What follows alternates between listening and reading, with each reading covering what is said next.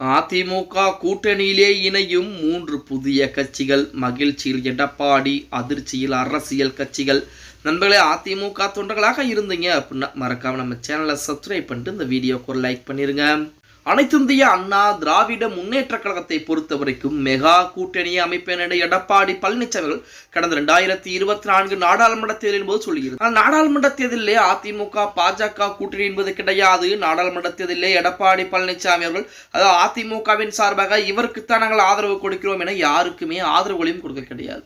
அந்த தேர்தல் என்பது முடிந்து விட்டது. அந்த தேர்தலை போலத்தான் 2026 சட்டமன்ற தேர்தலும் எதிரொலிக்குமா அப்படின்னு அதற்கு வாய்ப்புகளே கிடையாது அப்படின்னு கூட சொல்ல. 2026 சட்டமன்ற தேர்தலை பொறுத்த வரைக்கும் அதிமுகவின் சார்பாக மெகா கூட்டணி என்பது அமைக்கப்படும் அப்படிங்கிற எந்த விதமான மாற்று கருத்தும் கிடையாது. திமுகவுடன் தொகுதி பங்கீடு என்பது இதுவரைக்கும் பிரிக்க கிடையாது. அதாவது தொகுதி பங்கீடு என்பது பிரிக்கப்பட்டாலும் காங்கிரஸ் போன்ற கட்சிகள் எல்லாம் இன்னும் எங்களுக்கு ஆட்சியிலே அதிகாரம் வேண்டும் என சொல்லிக்கிட்டு இருக்காங்க.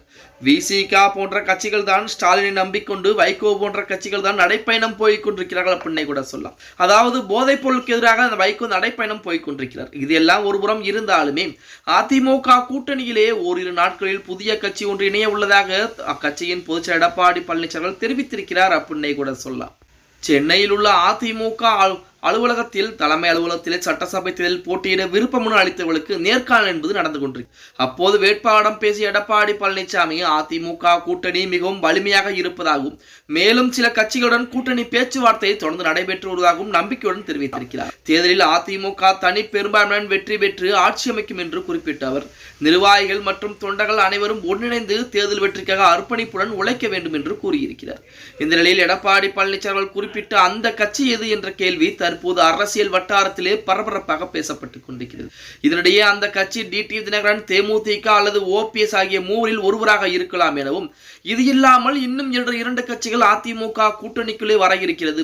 இன்னும் ஒரு சில நாட்களிலே மொத்தமாக 3 கட்சிகள், எஸ்டிபிஐ கட்சி உட்பட 3 கட்சிகள் புதிதாக அதிமுக கூட்டணியுடன் இணைய போகிறது அப்படிங்கிற செய்திகள் தற்போது இணையதளங்களிலே உலா வந்து கொண்டிருக்கிறது. அது திமுகவிற்கு மிகப்பெரிய ஒரு பயங்கரத்தை ஏற்படுத்தி கொண்டிருக்கிறது அப்படின்னே கூட சொல்லலாம். ஒரு அதிர்ச்சியை ஏற்படுத்தி இருக்கிறது அப்படின்னே கூட சொல்லலாம். திமுகவை பொறுத்த வரைக்கும் அதாவது அதிமுக தனித்து போட்டியிடக்கூடிய வாய்ப்பு என்பது இருந்தாலும் அதிமுக போட்டியிடும். ஆனால் திமுக அப்படி போட்டியிடுமா அப்படின்னா வாய்ப்புகள் என்பது கிடையாது.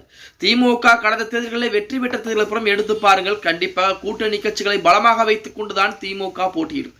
இப்போது அந்த கூட்டணியில் தான் நமது கூட்டில் இருக்கக்கூடிய கட்சிகளின் மூலமாகத்தான் திமுகவிற்கு மிகப்பெரிய பிரச்சனை எல்லாம் வந்து கொண்டிருப்பதாக செய்திகள் என்பது இணையதளங்களிலே உலா வந்து கொண்டிருக்கிறது அப்படின்னே கூட சொல்லலாம். எது எப்படி இருந்தாலும் 2026 சட்டமன்ற தேர்தலிலே அதிமுகவிற்கு வெற்றி வாய்ப்பு என்பது கண்டிப்பாக இருக்கிறது. அதை பயன்படுத்துவதும் பயன்படுத்தாததும் அதிமுக கையில் தான் இருக்கிறது அப்படின்னே கூட சொல்லலாம். ஓகே கைஸ், வீடியோ பிடிச்சிருந்தா மறக்காம லைக் பண்ணிருங்க. நம்ம போடக்கூடிய வீடியோ பற்றின கருத்துக்களை கீழே மறக்காம கமெண்ட் பாக்ஸ்ல பதிவு நண்பா.